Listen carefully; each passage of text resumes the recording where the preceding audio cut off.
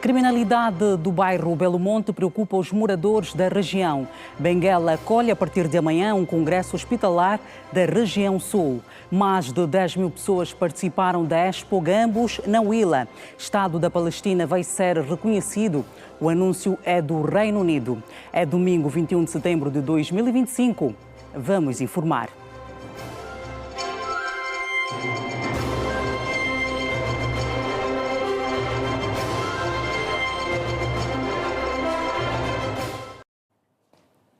Olá, boa noite. Os moradores do bairro Belo Monte, no município de Cacoaco, estão preocupados com o aumento da criminalidade, com as dificuldades de acesso ao bairro em época chuvosa, bem como com a falta de água e energia das redes públicas. Ouvidos pela rede Girassol, os munícipes pedem também mais policiamento e esquadras. A época chuvosa constitui um problema para os moradores do bairro Belo Monte, município de Cacoaco. Osvaldo Gaspar explica que a zona fica intransitável quando chove. Outro problema que também preocupa os moradores, João Francisco e Osvaldo, está relacionado com a falta de energia elétrica, água potável e dificuldades de acesso à região. Aqui o problema é que o hospital está um pouco distante. E depois, quando chove aqui, as pessoas estão a levar os doentes nas costas para lá. E, em segundo lugar, aqui nós estamos a precisar a estrada, habilitar a estrada e o que é mais do que do energia. Mas essencial mesmo é a estrada. A estrada, quando chove, nós estamos a sofrer. Estamos à espera, pelo menos, de um tapete asfáltico para a saída e entrada do bairro. E cada vez que as chuvas se aproximam, também tem feito alguma coisa muito caricato aqui. E também esperamos que melhoramos a luz. Por exemplo, nós temos aqui uma luz privada que não é muito bem ainda aceitável.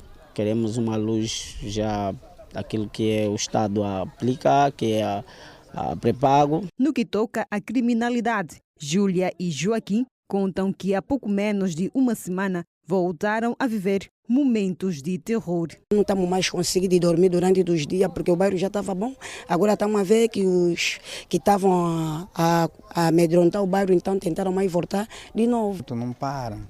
Aqui mesmo neste estabelecimento, aqui no bar que é Tuquesse, há 2 dias atrás, foi assaltado. Para além desse bar, assaltaram mais outras casas, outras residências. Mês passado já estamos a ver outro estado de terror no bairro. Está mesmo mal. Joaquim Sebastião apela por mais policiamento. Temos grito de socorro ao governo para ver se nos aumenta aqui a segurança, ou então uma esquadra, para ver se isso vai conseguir nos proteger. Neste sábado, a Girassol passou também por algumas zonas da comuna do Quicolo, onde os munícipes pedem igualmente mais serviços sociais. Para além da falta de escolas públicas e de centro de saúde, a comuna enfrenta problemas de saneamento básico.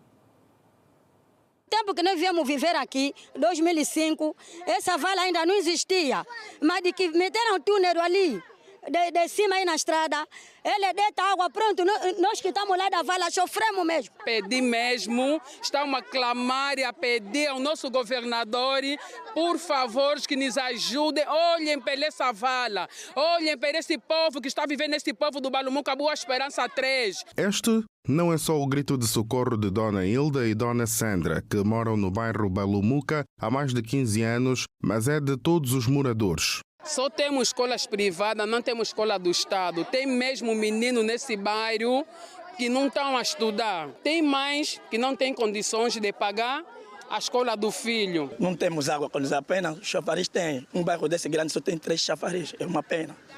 Onde é que vamos passar? Onde é que vamos parar com isso? Temos um hospital próximo, mas o hospital não nos cabe, porque somos muito. O único chafariz que têm para tirar água, que muitas vezes jorra a turva, é este, que fica bem ao lado da vala. Esse é todo o bairro aqui, esse é todo o bairro que está aqui. O chafariz é só esse que nós temos. Lá em cima também tem um, mas também não chega. Não chega por causa daquele povo que está lá no outro lado. A água está em dias. Tem dias que a água sai bem, sim, tem dias que a água fica turva. Conversa sobre saúde e educação não são chamados no meio dos munícipes. É escola privada, não tem Estado. O hospital aqui é Ana Paula, também vão embora agora. É previsório também. De tantos problemas sociais que o Kikolo apresenta, como a falta de saneamento básico, falta de espaço para lazer, pode ser difícil identificar pontos positivos, mas existem. Estamos bem na luz estamos bem. Olhem, por favor, esta vala onde nós estamos. Esta vala não está boa. Em meio às dificuldades apresentadas pela comuna, há esperanças e sonhos que ainda saltam à vista, como o sonho de crianças jogando a bola num campo de areia, como antigamente, descalços ou com meias rasgadas, como Mário, que sonha em ser jogador profissional. Eu espero muito na minha mão. Já marcaste quantos golos agora? Eu não gosto de contar os golos, mas sempre eu marco golos. População da comuna do Kikolo clama por ajuda na melhoria das condições sociais. O Hospital Geral de Benguela realiza de 22 a 26 de setembro o 2º Congresso Hospitalar da região sul do país. A transição demográfica e a epidemiologia serão temas centrais no evento que vai contar com oradores nacionais e estrangeiros. O Hospital Geral de Benguela vai juntar no início desta semana especialistas nacionais e internacionais no 2º Congresso Hospitalar com foco voltado para o crescimento demográfico e o contexto epidemiológico, onde espera-se a participação de especialistas em várias áreas do saber no setor da medicina. Nós vamos ter um tema central, que é a transição demográfica e epidemiológica do combate às epidemias, aos desafios das doenças crônicas e degenerativas. Nós vamos ter oradores nacionais e internacionais. Vamos ter ainda o primeiro fórum sobre sustentabilidade e gestão hospitalar. Vamos também falar sobre a primeira conferência internacional dos PALOP sobre o câncer, e é ali onde incide, por exemplo, a questão dos oradores internacionais. Nós vamos ter oradores do Brasil, Portugal, Cabo Verde, Guiné-Bissau, Moçambique. E, naturalmente, nós temos um público-alvo que deve participar deste congresso e, aliás, as inscrições mostram isso. Estamos a falar, por exemplo, de médicos, internos de especialidade, estudantes de medicina, enfermeiros, técnicos de diagnóstico e terapêutica, regime geral e os demais interessados. Em entrevista à reportagem da Rede Girassol, o porta-voz do Congresso, Ivanov Emiliano, contextualizou a escolha do tema central da atividade, consubstanciado no crescimento demográfico e na crescente taxa de natalidade. Transição demográfica, nós estamos a falar, por exemplo, da questão da taxa de natalidade, taxa de morbidade e a taxa de mortalidade, e naturalmente há essa preocupação da região sul do país, olhando para o perfil epidemiológico da nossa região, que é caracterizado maioritariamente pela taxa de incidência de doenças transmissíveis. Estamos a falar do VIH-Sida, estamos a falar das hepatites, estamos a falar também de outras doenças como a própria malária, a dengue, a chikungunya, a hipertensão arterial, a diabetes, que são duas doenças crônicas não transmissíveis que certamente vai marcar o nosso certame, mas fundamentalmente olhar aqui para a questão das epidemias. A realização do 2º Congresso Hospitalar, sob organização do Hospital Geral de Benguela, abrange a região sul de Angola. A par do tema central, o Congresso irá refletir sobre o combate das epidemias aos desafios das doenças crônicas e degenerativas, a primeira Conferência Internacional dos PALOP sobre o câncer, entre outros. E cerca de 200 pessoas foram neste sábado atendidas no primeiro dia da Feira de Saúde, que decorre no município da Camama. O evento é de iniciativa do projeto social denominado Meia Lua e prevê atender pessoas com diferentes patologias, com destaque para os portadores de anemia falciforme. Em Angola, a anemia falciforme afeta cerca de 20% dos angolanos. Muitas vezes, os portadores da doença passam por dificuldades para manterem o quadro patológico estável.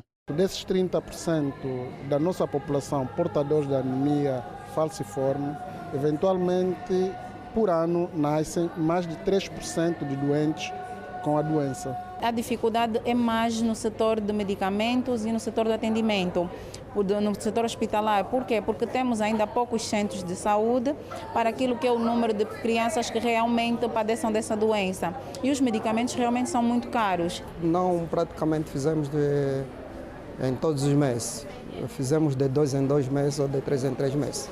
Uma estimativa 50, 60, 70 mil kwanzas. Uma doença que envolve muito cuidado. Elisete Domingos tem 24 anos e conta que a patologia a fez desistir dos estudos. Neste momento estou com uma necrose na cabeça de fêmur, não terminei o médio por causa disso mesmo. E não é fácil mesmo. Brincar, já não, nós temos muitos controles médicos e não conseguimos brincar devidamente enquanto criança. Temos muitas limitações mesmo. Decidimos pedir ajuda porque a operação que tenho que fazer está 8 milhões. Então a minha família não tem como conseguir esse dinheiro. Então fizemos vídeos, colocamos na internet. O quinto filho de João Miguel é portador da doença. João conta com... Então corremos uma clínica e foi diagnosticado que está com anemia falciforme. Não foi. Não havia histórico. Ele é o primeiro de 5 irmãos. Ele é o caçul. E nunca tivemos essa enfermidade. Então, foi um balde de água fria a princípio, mas agora com 13 anos, muitos acompanhamentos, muitas consultas, conseguimos dar o nosso suporte como pai e como mãe.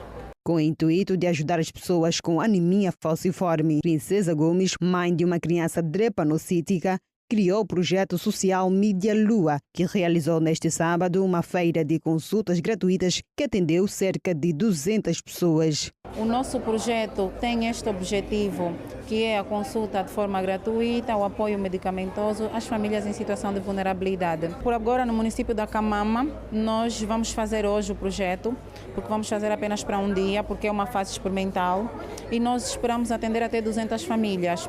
O pediatra Antônio Teta explica os cuidados a ter uma vez diagnosticada anemia falciforme.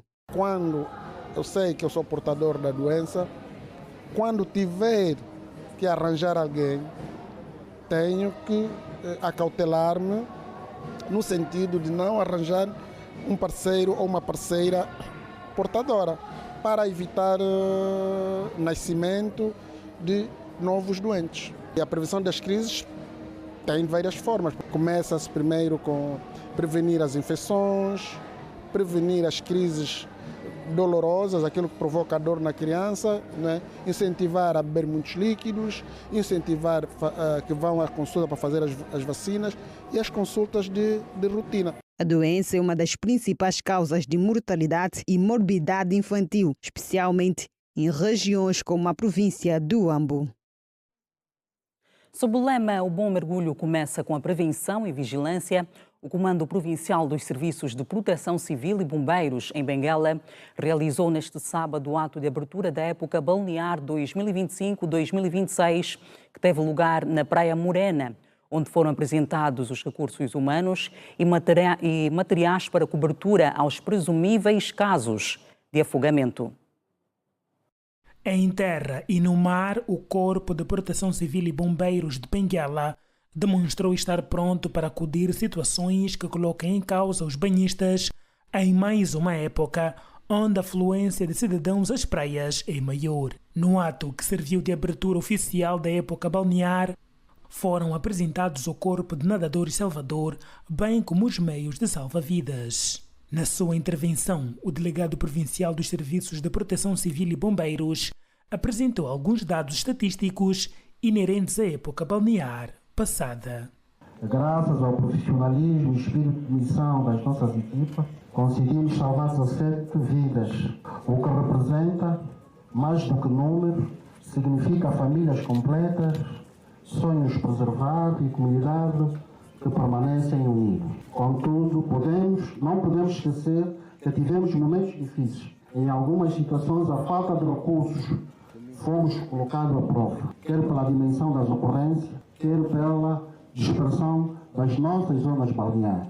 O ato foi encabeçado pela vice-governadora para o setor político e social, em representação de Manuel Nunes Júnior, que na sua intervenção reconheceu o nível de prontidão das autoridades em salvar vidas. De reconhecimento da prontidão das nossas forças de segurança, vigilância e toda a representação que garante que seja um ano bom do ponto de vista do asseguramento dos nossos banhistas, dos nossos visitantes, turistas e população da nossa província de Benguela. Estamos a testemunhar um ato importante, um ato que diz à população de que estamos prontos e teremos segurança.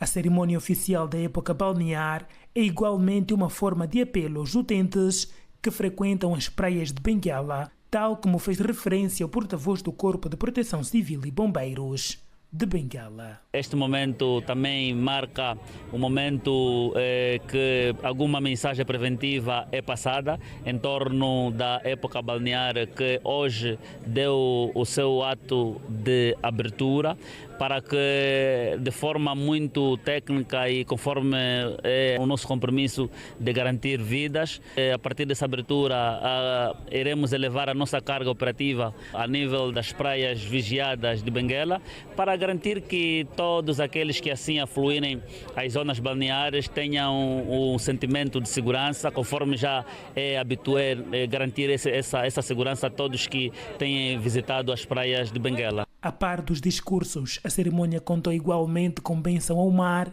demonstração de forças, bem como realização de simulacros. As praias da Rua 11, na Nicha, e no Futungo, no Benfica, registraram presença tímida de banhistas que, apesar de um dia sem sol, resolveram dar um mergulho e brindar as boas-vindas ao verão. Nas praias, a venda não faltou e o destaque recaiu para as bebidas alcoólicas e os petiscos, como o ovo cozido. Domingo, dia em que preferencialmente algumas famílias e grupos de amigos reservam para o lazer em praias, mas que por sinal não foi hoje em que o ambiente podem entrar, né? Para o mergulho. Apesar de já estarmos em época balnear, o movimento pela orla marítima do Futungo e Benfica não observou grande enchente, que para os banhistas deve-se sobretudo pelo facto do frio ainda estar a se fazer sentir. Olha, nessa altura, acho que ainda não aconselho assim as pessoas a procurarem a praia, porque o clima mesmo ainda está um clima assim meio fresco, né? Que pode transmitir um pouquinho de gripe, um resfriado. Vamos esperar mais um pouquinho, pelo menos daqui a 2 semanas, né? Que as pessoas possam aderir já às praias. Aqui dá para descontrair, podem aproveitar. Tem já aí um parque aí em que você está a aproveitar aqui a praia, aí os meninos estão aí em parques de diversões. Eu convido as famílias a aproveitarem mesmo. É uma praia que dá para aderirem. O movimento de hoje está mesmo fraco. Acho que é o princípio, já dá para entender. O princípio do calor, né? E as pessoas talvez ainda não estão coisa, mas já dá para gerir. Posso dizer que esse domingo está meio calmo, até porque o verão não se faz sentir 100%, posso dizer 50%. Como vejo a movimentação está assim meio a gás, mas dá para gerir. Para espantar o frio miúdo, era preciso realizar algum exercício para aquecer o corpo, como por exemplo jogar uma peladinha. Ao longo da costa era notória a presença de algumas crianças que, acompanhadas pelos seus encarregados, recriavam-se para matar as saudades. Saudade e necessidade também tinha a dona Delfina, que durante o tempo quente aproveita para vender alguns petiscos rápidos, por sinal também muito procurado pelos banhistas. Sim, também gostamos porque a época do calor chegou e assim o nosso negócio vai mais além. Porque podemos conseguir ter alguma coisa no nosso lucro. Está a vender coisa, máscara, nós chamamos pele, a salsicha e o ovo. A salsicha está a fazer 250, a máscara é 200 kwanza. O ovo, 250. Estamos na época do calor que as pessoas gostam mais de fazer a praia nessa época. Então que venham mesmo, porque nossos negócios estão começando e vamos lucrar. Normalmente temos aqui a cerveja Cuca Inocale, que é de habitual, que a gente consome. Cuca Inocale, Eca também temos. E também temos o famoso Maruf, que é natural. O ovo também, consumimos, sim.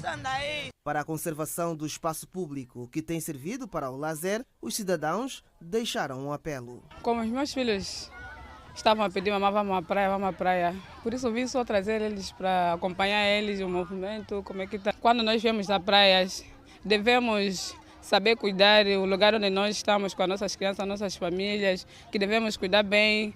Quando nós estamos a comer ou a beber, devemos cuidar bem dos nossos lixos, proteger o nosso lugar de lazer. A praia é um turismo. O turismo é bom quando se faça com famílias e amigos e tira-se o maior proveito desse turismo. Então aconselho venham à praia e que aproveitem, façam um bem feito dela. A Expo Gambos 2025 recebeu em 3 dias mais de 10 mil visitantes. A maioria dos visitantes são das localidades vizinhas ao município e elogiaram a organização e a qualidade dos produtos expostos. A Expo Gambos 2025 recebeu em 3 dias cerca de 10 mil visitantes. A maioria das pessoas que visitaram o evento, que conta com 50 expositores, são habitantes do município e também das regiões vizinhas e que elogiam o grande nível de organização. Para os visitantes, o destaque da feira é a qualidade dos produtos agrícolas locais. A feira está bonita de princípio, está bem organizada, o cenário bonito, os preços de alguns produtos não tão caros, também não tão baratinho, tão razoável ao bolso de qualquer um. E está a ser interessante participar. A feira está muito bonita, visitamos quase todas as barracas, todos os estandes. E aqui mais me chamou a atenção é uma barraca cheia de alimentos, né? Já adquiri aqui os meus, algumas verduras, o preço está acessível. O administrador Francisco Barros realça que as autoridades pretendem inverter o quadro para que o município deixe de ser visto apenas como fustigado pela seca e a fome. Para o governante, o município tem potencial para prosperar e melhorar a qualidade de vida da sua população. O que nós queremos é que consigamos inverter, de facto, aquela imagem que se tinha dos Gambos de que era apenas um município fustigado pela seca, pela fome.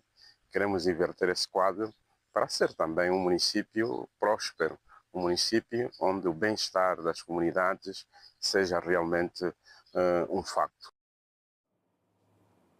É momento para analisar os temas que marcaram a semana. Recebo hoje Emília Gorete, é analista em Relações Internacionais. Boa noite e bem-vinda.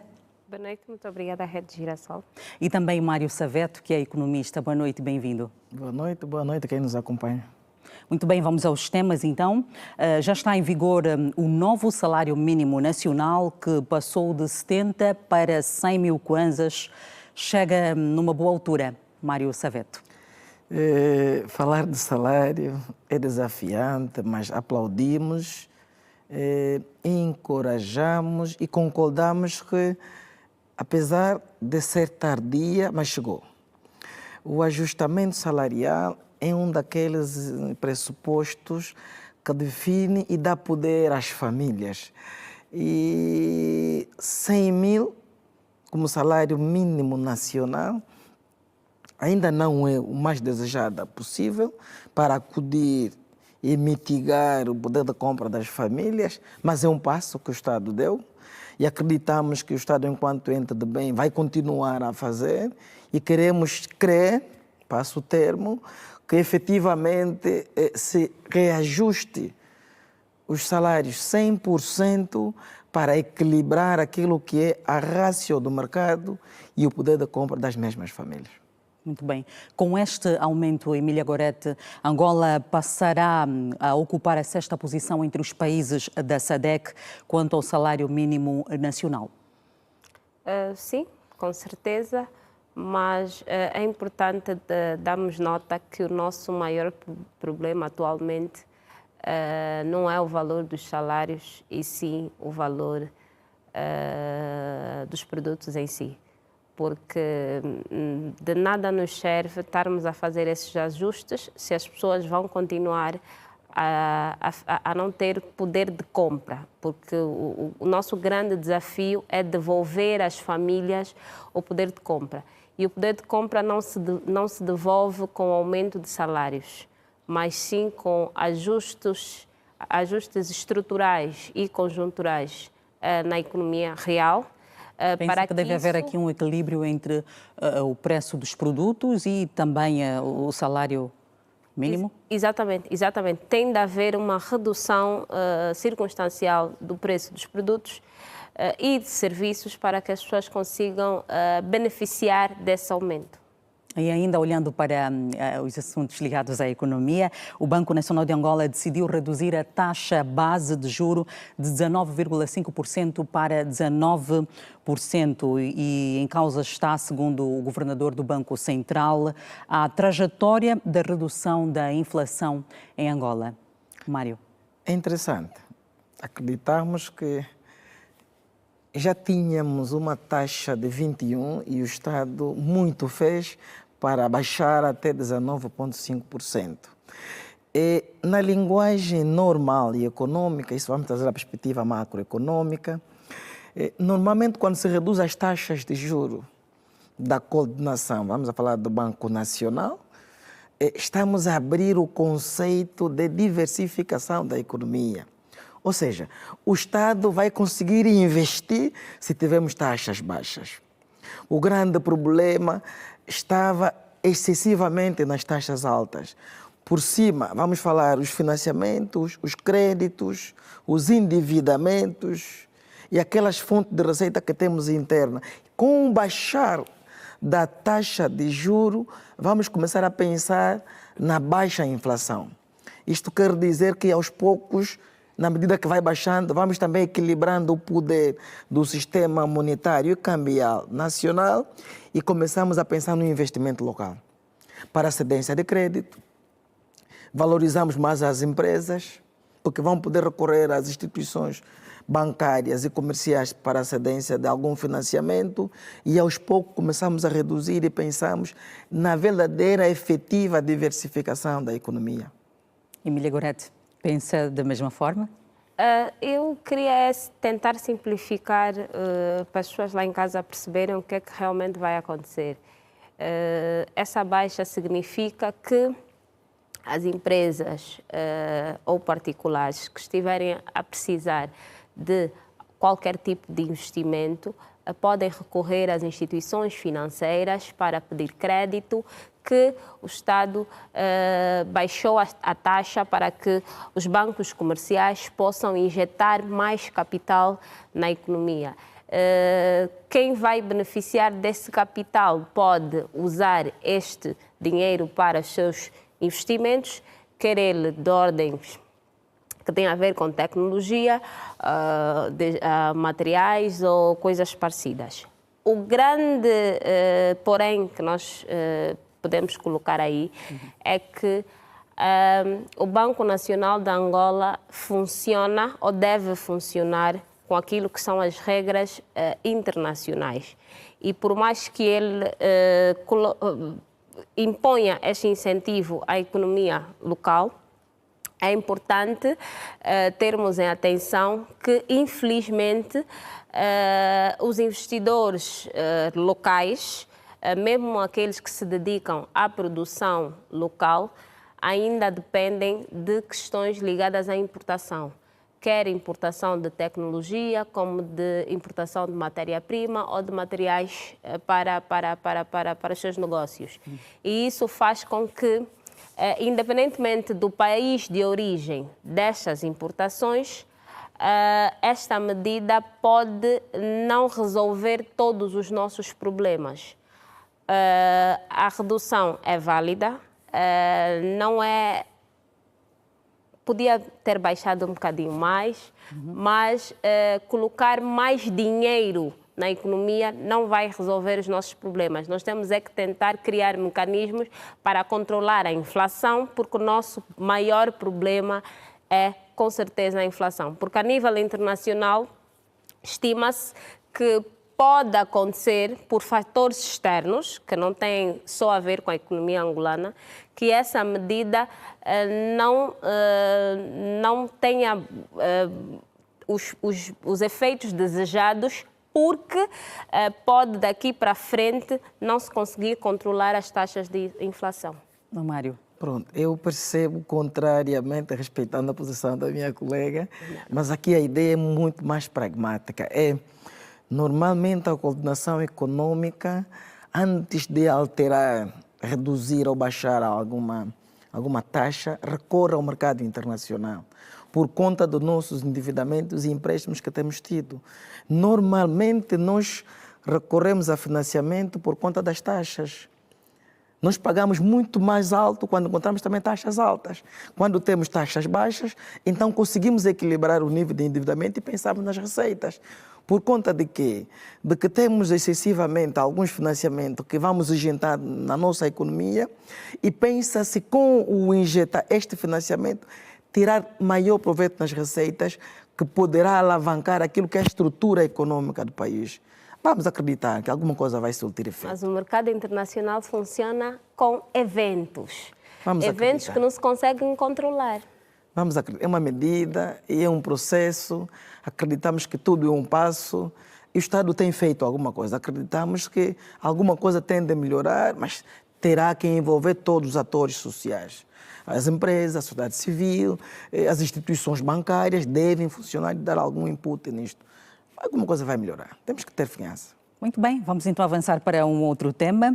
Está aberta em todo o país a época balnear 2025-2026 e a grande preocupação das autoridades continua a ser o número de afogamentos.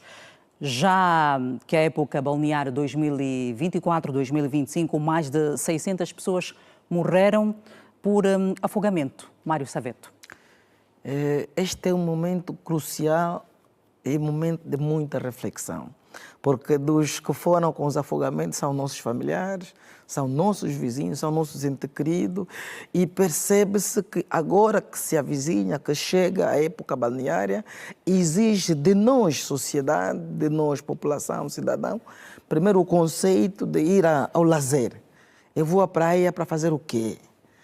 Porque agora temos que pensar no conceito de segurança, de fiscalização, para tirarmos maior proveito na época balneária. Quer dizer que o Serviço Nacional de Proteção Civil e Bombeiro terão que alocar o seu pessoal junto das praias, primeiro sensibilizar a noção em relação ao lixo, porque agora que você vai fabricar o lixo, e o lixo vai poluir o mar, as praias, que não é saudável, mas também é o momento de organizarmos as praias, porque as praias limpas são saudáveis e até salutar para aquilo que vai ser a estratégia do divertimento no lar. Mas também é importante educarmos o cidadão. A consciencialização é importante.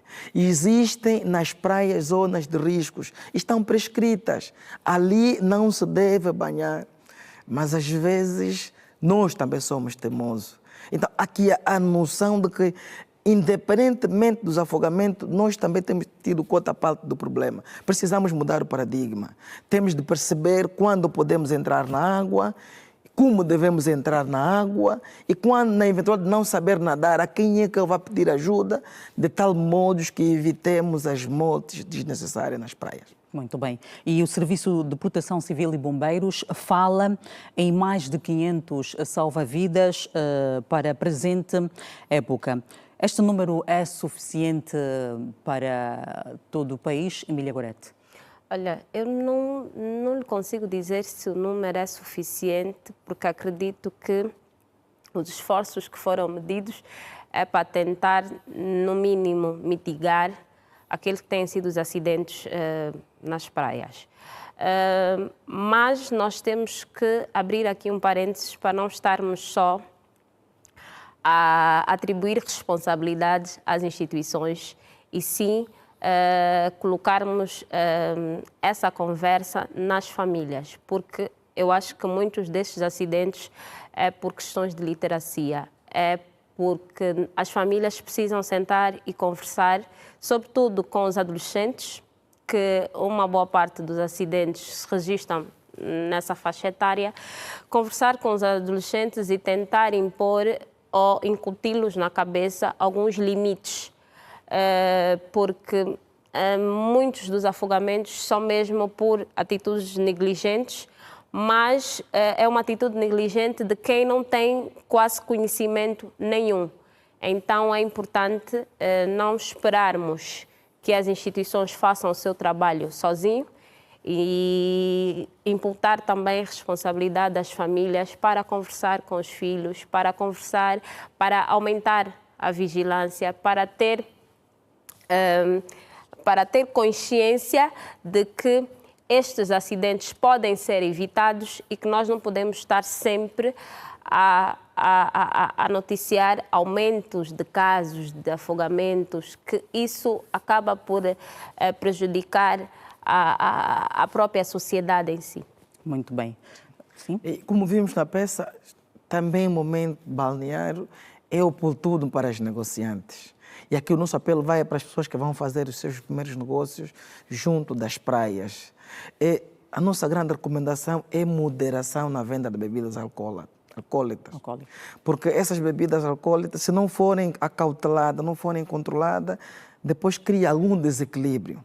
E muitas das pessoas que se afogam, em muitos dos casos, espero que não estejam a errar, é por questões de estarem já fora do normal e não no normal. Então podíamos equilibrar isso, chamar a atenção, e aqui a fiscalização podia entrar, para ter o controle realmente das pessoas que vão conviver, que trazem, porque depois não só afogamento, também há conflitos. Depois garrafas trocam-se, cortam-se, fazem, e no fundo somos nós que saímos a perder. Então, repito, há que ter aqui a consciencialização de que a praia é para lazer, é para paz, é para harmonia, e não para conflito e mal-estar social. Muito bem. E fora de portas, a ONU alertou que o plano de Israel de invadir e ocupar a cidade de Gaza coloca cerca de 1 milhão de residentes palestinos em risco de deslocamento forçado. Vou começar mesmo com a Emília Gorete, já que é analista em relações internacionais.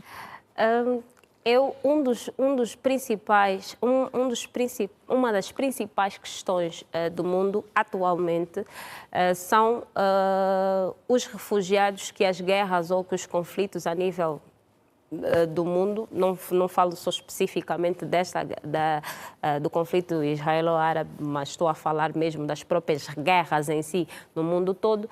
Um dos principais temas são mesmo esse número de refugiados que eles vão produzindo para o mundo todo. E numa altura em que os Estados estão com algumas crises do ponto de vista estrutural, muitos deles têm criado políticas para não receber quer refugiados como imigrantes.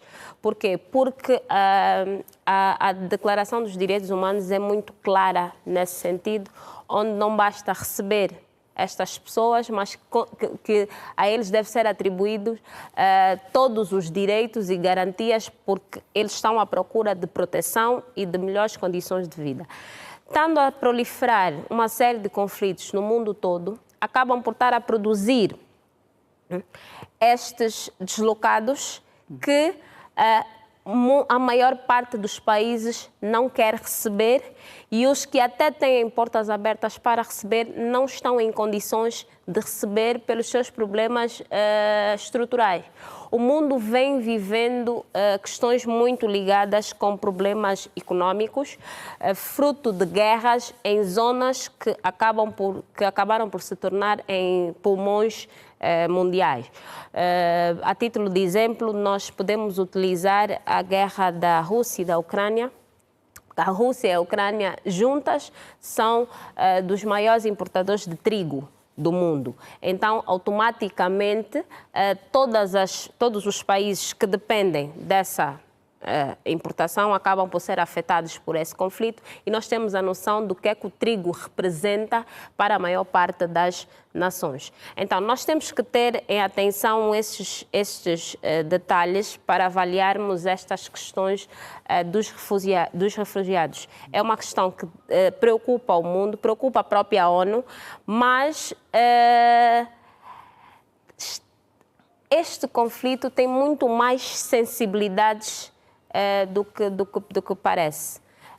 Vamos ver o que que é que sai daqui para frente. Muito bem. E esta guerra, Mário, já está prestes a completar 2 anos e parece que as intervenções externas, no sentido claramente de se alcançar a paz, não têm surtido muito efeito. Sim, temos que perceber a essência do conflito entre os países que estão a guerrar-se a essa altura. Temos de entender primariamente que na luta de 2 elefantes, diz o provérbio, quem sofre é o capim. Quem é o capim é a população. É morte de muita gente. E veja, a guerra são luta de interesses. Cada um daqueles quer tirar algum proveito, quer bombardear. Então, vamos apelar à paz. Se não há, acreditamos que as Nações Unidas, a ONU e os outros vão empreender algum esforço para criar algum entendimento. Fala-se de 48 horas para o pessoal de Israel sair, porque senão vai ter alguma penetração. Temos que perceber, são vidas humanas. E este é o momento crucial que os Estados devem pensar no bem comum, a população. Vamos preservar vidas. Muito bem. Muito obrigada aos dois por terem estado conosco neste espaço e até uma próxima ocasião. Muito obrigada. Estamos sempre à vossa disposição. Boa noite. Ok. Veja daqui a pouco a Jornada do Herói Nacional e ainda hoje as novidades do mundo do desporto. Regresse connosco. Até já.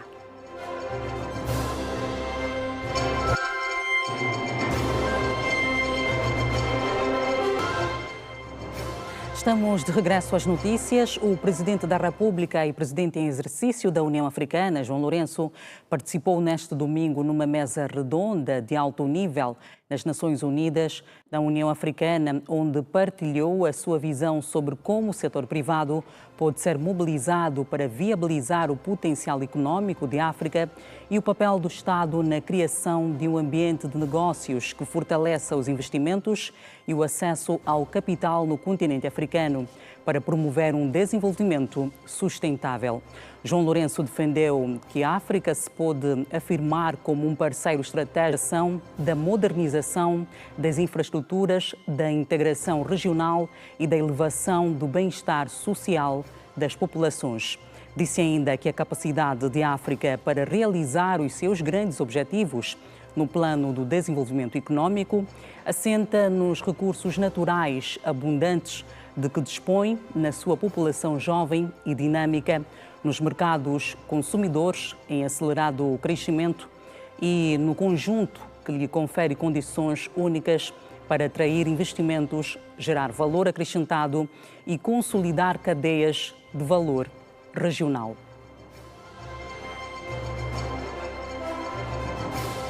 A Embaixada de Angola em França celebrou o Dia do Herói Nacional com um espetáculo cultural onde coube também um momento de homenagens aos fazedores do cinema nacional. Várias individualidades da diplomacia africana em Paris participaram do evento. O evento congregou membros do corpo diplomático, representantes de Angola da Unesco, figuras proeminentes da comunidade angolana residente em França e amigos de Angola. Durante a sua intervenção, a embaixadora Guilhermina Prata sublinhou a transcendência da data, que assinala o 103º aniversário do nascimento de Agostinho Neto. A diplomata descreveu-o como o memorável filho mais ilustre do país e a figura histórica mais decisiva para a independência de Angola. A embaixadora Guilhermina Prata realçou ainda que o ideal da unidade nacional permanece como a maior aspiração e o principal pilar para a superação de quaisquer divergências. Ao citar o atual Presidente da República, João Lourenço, reiterou a necessidade de se encarnar os anseios profundos e as aspirações mais legítimas do povo pela liberdade e pela justiça social. A cultura angolana teve destaque no programa da cerimónia com a declamação do poema pela declamadora Helena Bernardo e do mestre Fedi, que apresentaram o Içar da Bandeira, célebre poema de Agostinho Neto. Sempre vitoriosos na sua morte pela vida. Quando eu voltei, alguma coisa gigantesca se movia na terra. Os homens nos celeiros guardavam mais. A exibição do documentário Vida e Obra do Dr. António Agostinho Neto e a música também compuseram um momento. Nas horas difíceis, mas em mim. Uma Uma comunicação gravada da historiadora Rosa Cruz e Silva sobre o legado do fundador da nação foi exibida na comemoração. O cinema nacional teve reconhecimento num dos pontos altos do evento, com a celebração do sucesso internacional. A embaixadora Guilhermina Prata felicitou o realizador Tadici Baruch e a atriz Marta Tomás, galardoados no Festival Internacional de Cinema da Grécia, nas categorias de melhor realizador e melhor atriz, respectivamente, pelo filme Por Jade. Nós somos angolanas e nós queremos voltar para o nosso país. Você me entendeu, Macani? A cerimónia culminou com momentos de confraternização para reforçar os laços entre os presentes. A fase final do concurso nacional de Trova Cantar Agostinho Neto será disputada no próximo dia 27 do corrente mês, na província do Namibe. O concurso é organizado pela União Nacional dos Artistas e Compositores da Sociedade de Autores e tem como objetivo celebrar a poesia de Agostinho Neto através da música. Para a fase final do concurso nacional de Trova Cantar Agostinho Neto vão participar 16 concorrentes, vencedores dos ciclos provinciais. O evento está previsto para o dia 27 deste mês e acontecerá na província de Namibe. Nós teremos a gala final do concurso de Trova Cantar Agostinho Neto. Depois de escolher por cada província, os concorrentes inscritos são 16. São 16 a nível nacional, e dentre eles uma única menina da província do Kwanza Sul. Uma iniciativa cultural anual que promove a musicalidade de poemas de Agostinho Neto e temas livres sobre a vida e obras do poeta. Segundo a diretora do Gabinete de Comunicação e Marketing da UNAC, o concurso tem como objetivo homenagear e enaltecer a figura do primeiro presidente de Angola e fundador da nação, enquanto um homem que sempre esteve ligado à cultura nacional, em especial à literatura, ganhando o estatuto de poeta maior. Este concurso de Trova é um apelo, não é, ao legado do nosso saudoso presidente, um poeta maior. Nós, a UNAC, já temos estado a realizar este concurso desde o ano de 2022, de forma ininterrupta. É um concurso de âmbito nacional. Os artistas, principalmente os mais novos, a lerem, a conhecerem o legado do saudoso presidente, a trovarem, não é? E para nós, tudo quanto é homenagem a um artista, ainda mais o poeta maior, é sempre positivo. Destacar que os vencedores das fases provinciais realizadas entre julho e agosto foram selecionados para a fase final e os participantes são avaliados com base em critérios como composição, vocalização, arranjo melódico, harmonia e postura. Hectares estão disponíveis para a construção do polo industrial da Matala, na província da Huila. O anúncio foi feito pelo administrador municipal, que garante facilidades aos investidores nacionais e estrangeiros na aquisição de terrenos para a construção de indústrias. 2.000 hectares estão disponíveis para a criação do polo industrial da Matala. O anúncio foi feito pelo administrador municipal, que garante facilidades aos investidores nacionais e estrangeiros para a aquisição de terrenos. Machado Quilende sublinha que 2 empresas já adquiriram terrenos no polo, onde a grande prioridade vai ser dada à indústria alimentar. Temos um espaço para o polo industrial, cerca de 2.000 hectares, não é, para esta indústria, o polo que foi reservado. Já temos ali 2 empresas que já se fez a concessão nesses locais. Para além desses espaços, nós temos a facilidade e a simplificação para a celeridade da documentação, para quem procura a Matala para investir, e outros incentivos locais, não é, onde temos também alguns produtores. Mudança de página. O 1º de agosto perdeu no primeiro jogo oficial da época frente ao Otu por 2-1, a contar para o apuramento da Taça das Confederações. Os militares entraram com desaire no primeiro jogo oficial da temporada 2025-2026, caindo em casa frente ao Otorro do Congo por 1-2. Na primeira grande oportunidade, aos 11 minutos, Fernando encheu o pé e esforçou o adversário a esticar-se para defender. Os militares eram superiores e aos 19 minutos, no segmento de uma bela jogada pelo lado esquerdo, Dago recebeu um belo passe e inaugurou o placar.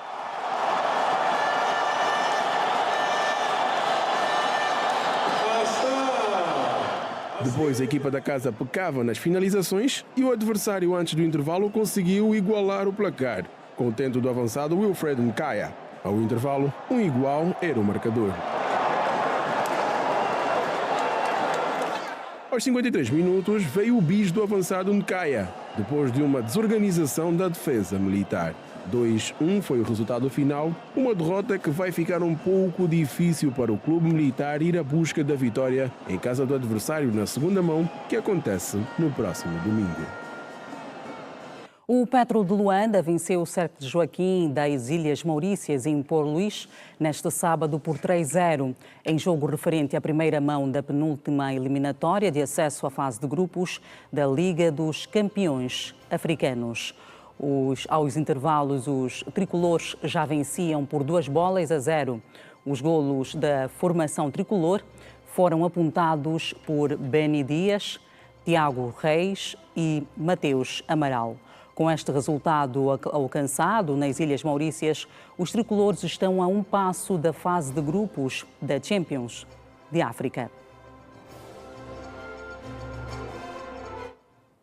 O Cabos Corpo do Palanca venceu o Kaizer Chiefs da África do Sul por 1-0 no jogo da primeira mão da fase preliminar da Taça Nelson Mandela.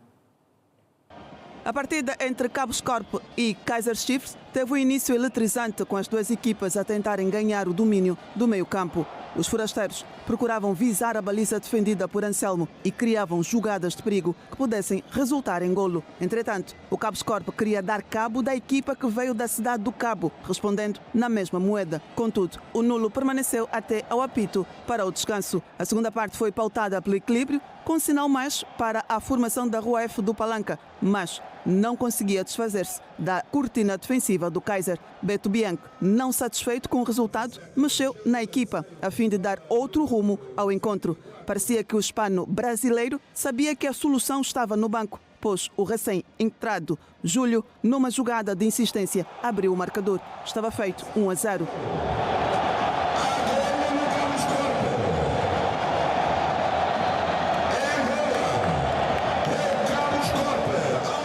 O golo trouxe uma lufada de ar fresco aos palanquinos, que, moralizados e com o apoio dos adeptos, buscavam o segundo tento. Todavia, os visitantes também não baixavam os braços. A verdade é que o resultado permanecia intacto e, antes do apito final, o jogador do Cabos Corpo, Jorge, viu o cartão vermelho por jogada perigosa. 1-0 foi o resultado com que terminou o encontro. No fim do jogo, Beto Bianchi, sabendo das dificuldades que teriam, gostou do resultado obtido pelo seu conjunto. Foi o jogo previsto, né, da nossa parte. Sabíamos que o rival ia exigir muito de nós, mas eu só tenho que parabenizar os meus jogadores pelo esforço físico e também pela inteligência tática, que nós conseguimos fechar bastante os espaços deles, que são muito perigosos. Conseguimos o gol e depois já foi administrar o jogo. Já o treinador do Kaizer Chiefs, Cedric Caique, lamentou as oportunidades desperdiçadas pelos seus jogadores nos minutos iniciais do encontro.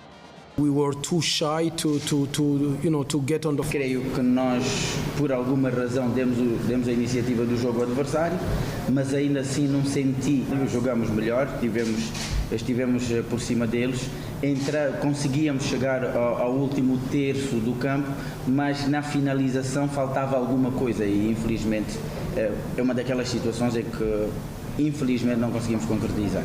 O jogo da segunda mão está agendado para o próximo dia 27 de setembro, na África do Sul.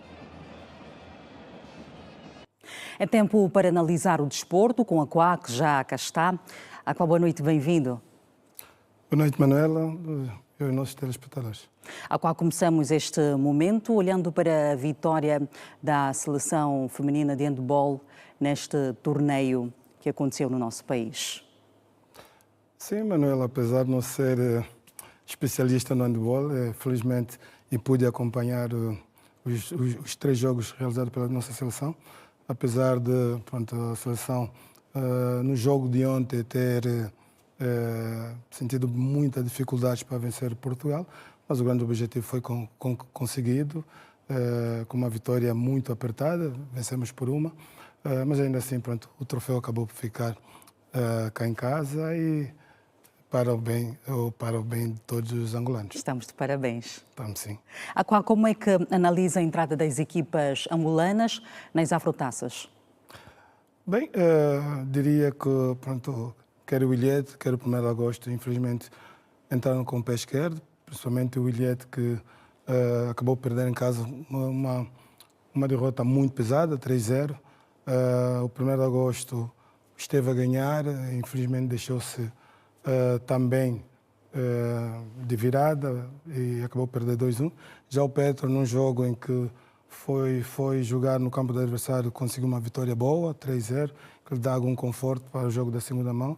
E o Cabo Escorpo, apesar de ser uma vitória apertada, mas ainda assim não deixa de ser uma boa vitória para ir no campo do adversário, pronto, ou conservar o resultado, ou então conseguir um empate também no reduto do adversário para continuar na prova. Mas para o Ilhéte, acredito eu que vai ser muito mais complicado a forma como o Ilhéte jogou cá. O Young África da Tanzânia acabou por ser muito mais equipa, controlou melhor o jogo e tenho minhas dúvidas se o Ilhéte vai conseguir dar a volta ao jogo. E o treinador Pedro Gonçalves foi dispensado depois de 5 anos à frente do comando técnico dos Palancas Negras. Já era esperado este rompimento? Bem, pronto, da minha parte esperava que fosse depois do CAN, mas pronto, é claro que a direção da Federação é soberana, entendeu que fosse a menos de 2 meses e meio para a realização, para a nossa participação no CAN. É bem verdade que os últimos resultados também não abonavam a favor do Pedro Gonçalves. Pronto, acabou este casamento entre o Pedro Gonçalves e a Federação Angolana de Futebol. A esperar que já há aí cogitações de alguns de nomes que irão assumir a seleção nacional. Espero que quem assumir a seleção nacional consiga fazer um bom trabalho.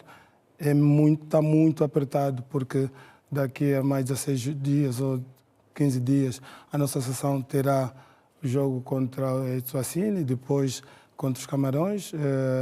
Acredito eu que alguém já deve ter feito a convocatória, mas ainda assim, depois para o CAN temos 2 meses e meio. É uma situação meio complicada, mas espero que, como eu disse, o selecionador que assumir a seleção consiga fazer um bom trabalho. Queremos fazer uma boa prestação ou igual a que fizemos no CAN passado, ou melhor, né? Porque se ficarmos na fase de grupo vai ser um balde de água fria para todos nós. Que outras razões pensa que devem ter influenciado ou pesado para que houvesse esta quebra ou finalização do contrato de Pedro Gonçalves? Bem, Manuela, naquilo que eu vou lendo e vou ouvindo também de outras pessoas, desde a primeira hora que tão logo essa direção ganhou as eleições, é bem verdade que também não queriam trabalhar com Pedro Gonçalves. E é bem verdade que os últimos resultados também acabam por não abonar a favor do Pedro Gonçalves. Apesar de muita gente dizer que o CHAN, a nossa péssima prestação no CHAN, terá ditado o afastamento e a não qualificação da Angola no Mundial, mas eu penso de forma diferente. Para o CHAN, fomos para o CHAN praticamente sem dizer qual era o nosso objetivo. Quem vai para o CHAN sem saber qual é o objetivo, qualquer resultado serve. E é bem verdade. E também foi muito mal programado. Fizemos 2 jogos só de preparação, uma com uma equipa da África do Sul e outra com a seleção da África do Sul, enquanto que as outras seleções prepararam-se bem, prepararam-se com mais tempo, e daí é que no campo os resultados acabaram por ditar tudo. Já para a qualificação para o Campeão do Mundo, já não tem nada a ver com esta direção, já começou-se mal na direção passada, com o empate em Cabo Verde, depois fomos empatar a Ilhas Maurícias, fomos perdendo muitos pontos e que também foi dificultando.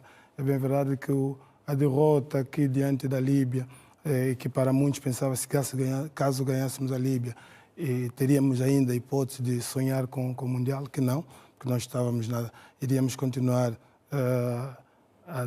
se caso ganhássemos a Líbia, ficaríamos na terceira posição e depois teríamos que estar sempre a depender ou de Cabo Verde ou dos Camarões. Então, eu acredito que pronto, a direção da Federação queria mesmo trocar o treinador, ter um treinador que seja da escolha dele e não da direção passada. Muito bem. E já está lançado o Girabola 2025-2026. O que é que se pode esperar dos jogos em cartaz e das equipas que disputam esta prova? Manuel, acredito que esta época o Girabola vai ser muito mais renhido. Já dá para ver que algumas equipas também preparando-se bem e querem ver se conseguem roubar o título ao Petro de Luanda, que se reforçou muito bem e que nos jogos até aqui já mostra que tem maior entrosamento. Pronto, as equipas que subiram para a primeira divisão esta época, o 1º de maio já começa mal, começa com uma goleada, perdeu em Luena com o Bravos Maqui 5-1, um resultado bastante pesado, mas ainda assim quero acreditar que é o primeiro jogo e que mais lá para frente as coisas podem mudar. O Redonda foi ao reduto do São Salvador empatar, creio que é um bom resultado, é um bom início, não perdeu, é um empate. Como eu disse, acredito que esta época vamos ter um campeonato mais equilibrado, a esperar também, claro, que os árbitros não sejam os maiores protagonistas, conforme aconteceu a época passada. A qual muito obrigada e até a próxima. Obrigado, Manuela. Boa noite. Boa noite. E vamos a mais um intervalo e na volta confira o desenvolvimento das notícias internacionais. Eu volto a seguir. Até já.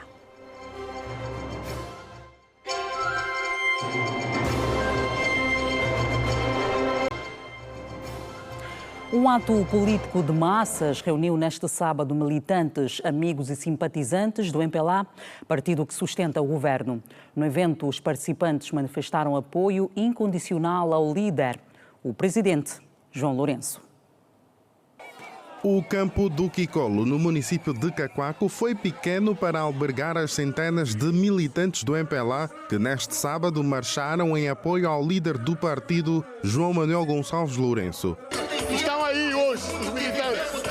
Queríamos parabenizar o Comitê Provincial do Partido de Luanda, em nome da direção central do MPLA, pelo esforço, pela capacidade de mobilização e organização que tiveram para que hoje tivéssemos sucesso nessa atividade. Para o secretário-geral do Partido dos Camaradas, o MPLA continua a ser a maior força política na capital, Luanda. E agora, devidamente estruturada, a estrutura dos nossos comitês de base, vamos demonstrar que o MPLA continua a ser a maior força política aqui na capital do nosso país. E para tornar Luanda na maior força política para o MPLA, a preparação já começou e quem confirma é o primeiro secretário do partido em Luanda, Luís Nunes.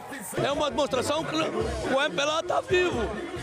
Está preparado para os desafios que tem pela frente. Um deles é recuperar politicamente Luanda. Isso já demonstrou, já arregaçamos as mangas, já estamos a trabalhar. Questionado se Cacoaco não é do MPLA, como se tem dito, Luís Nunes respondeu. Tem-se dito que o município de Cacoaco não é do MPLA. Ou se mostrou-se o contrário. Estava adormecido só. Demonstrou que não. Dos miúdos aos graúdos, todos atenderam ao chamado e juntaram-se ao ato político de massas para mostrar que estão com o líder do partido. Nós entendemos que o nosso país tem enfrentado problemas e isto, na verdade, faz parte da evolução de qualquer país.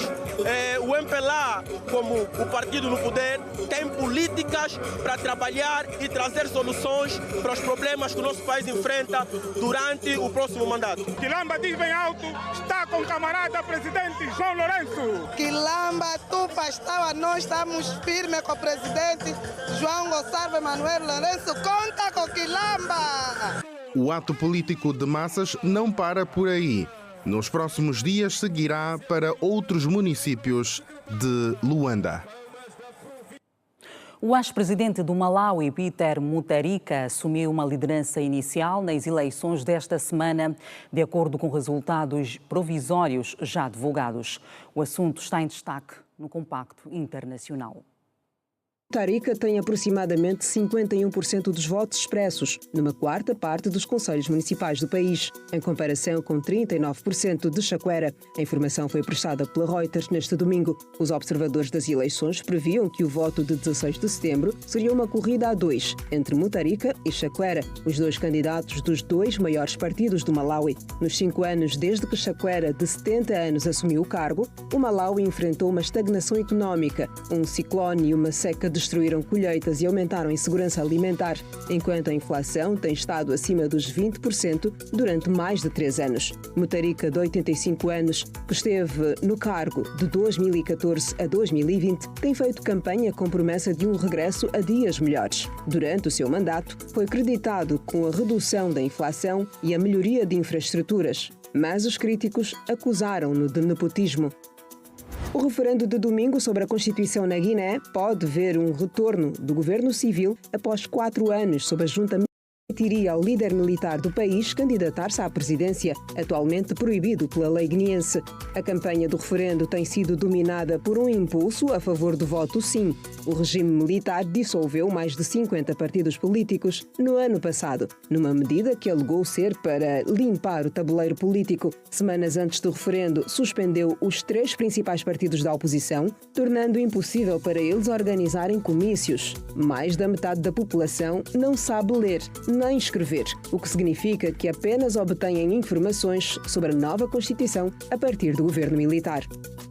O Reino Unido, a Austrália e o Canadá anunciaram neste domingo que reconhecem formalmente o Estado da Palestina, numa mudança histórica de posicionamento. O anúncio foi feito pelo primeiro-ministro do Reino Unido numa mensagem na rede social X. A 29 de julho, Starmer já havia antecipado que o reconhecimento do Estado palestino aconteceria em setembro, na Assembleia Geral da Organização das Nações Unidas. O primeiro-ministro já havia condicionado esta postura às ações de Israel em direção a um cessar-fogo em Gaza e as negociações de paz que viabilizassem a solução dos 2 Estados. É o final das notícias no seu domingo. É sempre um prazer ter o carinho da sua audiência. A seguir tem cinema para ver na tela da TV Girassol. Boa noite. Fique em paz.